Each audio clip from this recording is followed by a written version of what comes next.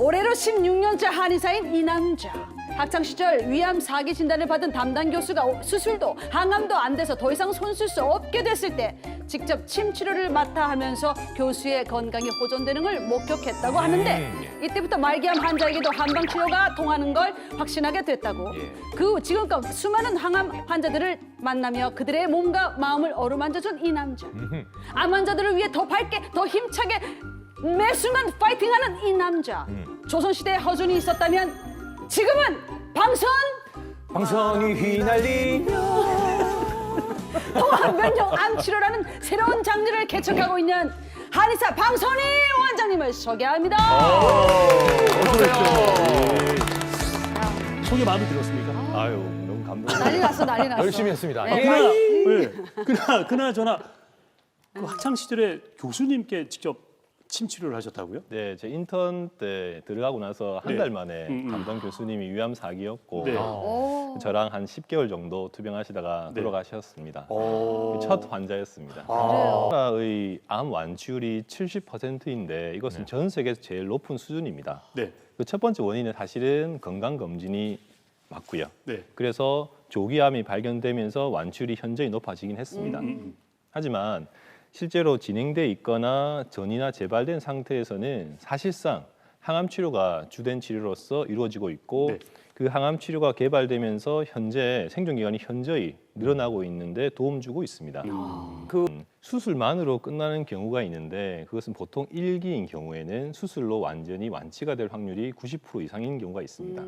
하지만 보통 2기에서 3기, 4기로 가게 되면은 항암이 이제 완치를 도와줄 목적으로 하기도 하고 또 수술을 할 수 없기 때문에 항암만으로 매진하는 경우도 있습니다. 네.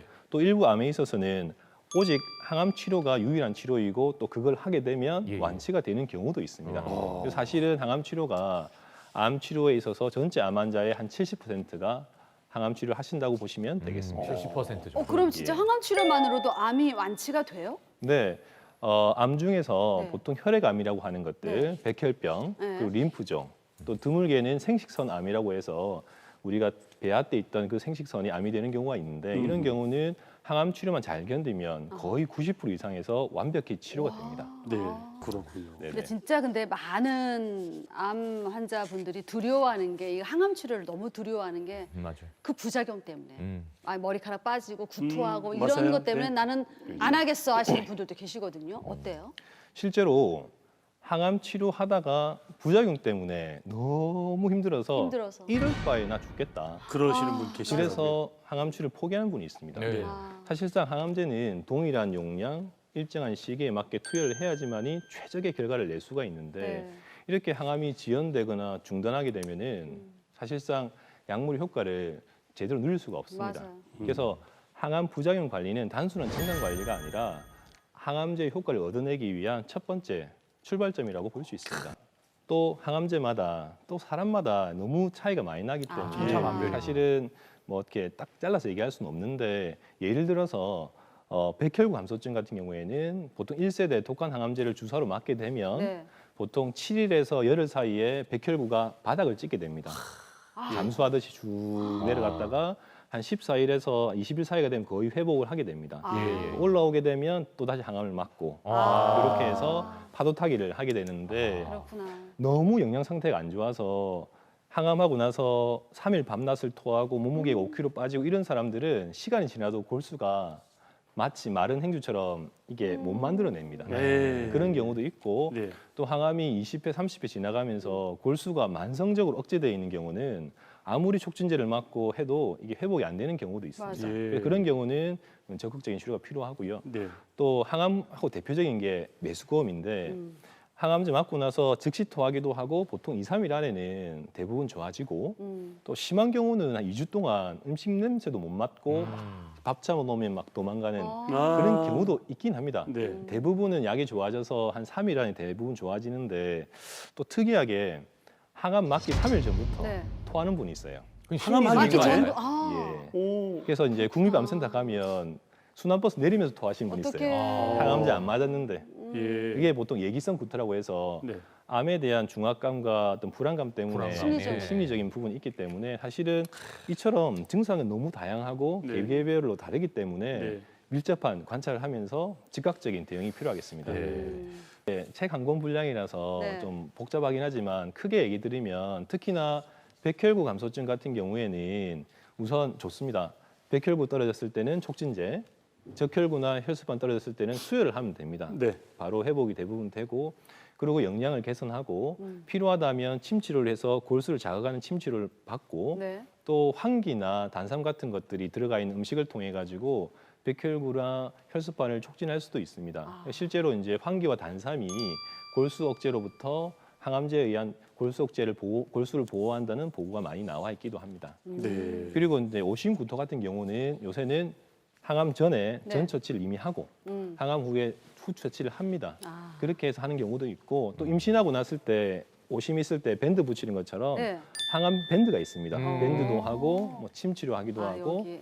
또 특히나 메스꺼운 거는 심리적 요인도 있기 때문에 어떤 심리적 상담이라든가 어떤 복부 쪽에 풀어주는 추나 같은 걸 하면 또 도움되기도 합니다.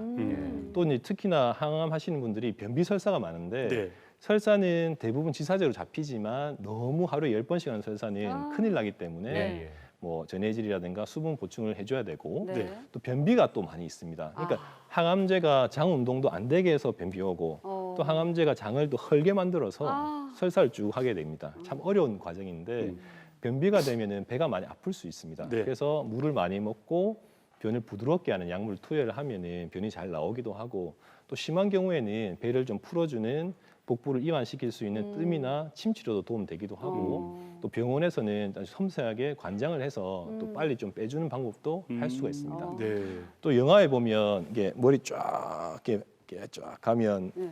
탈모가 되지 않습니까? 네. 제가 미국에 MD 앤더슨 갔었는데 예. 거기도 어피어런스 샵이라고 해서 가발 전문점이 있더라고요. 예. 예. 두피가 다 머리카락이 다 빠지고 나면 자외선에 바로 두피가 노출되기 때문에 따가워요. 꼭 두건이나 가발을 쓰거나 아니면 이렇게 선크림이라도 이렇게 좀 발라서 두피를 보호해주면 항암이 끝난 다음에 다시 잘 날 수가 있고요. 또 굉장히 고통스러운 것 중에 하나가 손발 저림이나 둔감입니다. 네. 이 신경 자체가 항암제에 의해서 부식된다고 할까요? 네. 상하게 되는데 그렇게 되면 처음에는 이상 감각이나 통증으로 오는데 굉장히 심해지면 운동장애나 걷지 못하게 되는 보행장애까지 갈 수도 있습니다.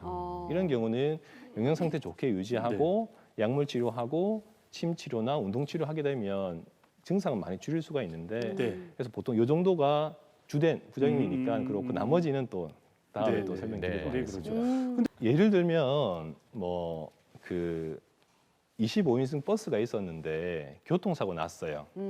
중학교 3학년 남자애는 이틀 동안 근육통이 있다가 좋아집니다. 네. 근데 75세 골다공증 할머니는 교통사고 후유증이 1년 이상 가는 경우가 흔히 있습니다. 맞아요. 실제로 암 환자분들은 몸이 딱딱하고 건조하고 차가워집니다. 이걸 풀어주면 면역도 높아지고 그래서 부작용도 줄게 됩니다. 그래서 몸을 따뜻하게 하려면 찬 거 피하고 찬바람 피하고 또 배를 따뜻하게 할 수 있게 좀 핫팩이라든가 뜸 같은 맞아, 거 맞아. 해서 배를 따뜻하게 해주는 게 도움이 되고요. 음흠. 또 실제로 순환을 좋게 하기 위해서는 제일 좋은 건 복식 호흡이나 요가 같은 건데 그럴 기력이 없을 때는 그냥 좀 추나나 도수 치료를 통해서 몸을 풀어주기도 하고 또 가볍게 스트레칭을 해서 몸을 순환을 좋게 해줘야 됩니다. 피는 1분에 몸을 한 바퀴 돌지만 림프액은 하루에 한 바퀴 돕니다. 몸이 굳어 있으면 림프액 순환이 안 됩니다.